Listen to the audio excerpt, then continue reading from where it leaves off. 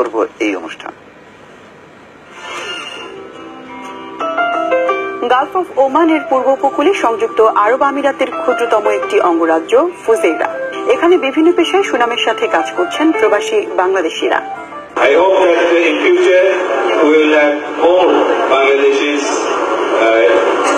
either working or interacting with you in the near future. এখানে লা Meridien আল আকা beach রিসোর্টে কর্মরত বাংলাদেশিরা বাংলাদেশকে প্রবাসের মাটিতে তুলে ধরতে এক বর্ণাঢ্য আয়োজন করেছে রবিবার রাতে।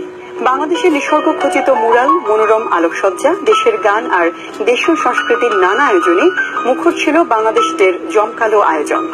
An absolutely fantastic evening of presentations and cultural sharing from the Bangladeshi community. আমাদের আজকের প্রয়াসটা ছিল বাংলাদেশকে তুলে ধরা, বিদেশিদের সাথে কাছে আমাদের বাংলাদেশকে তুলে ধরা, বাংলাদেশের কালচারটাকে তুলে ধরা।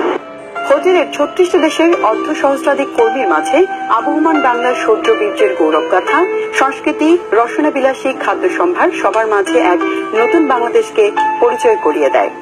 I am a regular guest of the Meridian here in Fujairah, and I have had the honor to be invited to this great evening.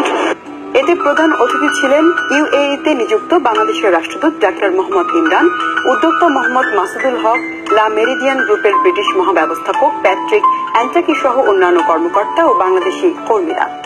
আজ এই বহুজাতিক সমাবেশে বাংলাদেশকে বিশ্ববাসীর কাছে তুলে ধরার জন্য আমাদের এই প্রবাসী ভাইয়েরা যে উদ্যোগ নিলেন তাকে প্রবাসীরা স্বাগত জানিয়েছেন।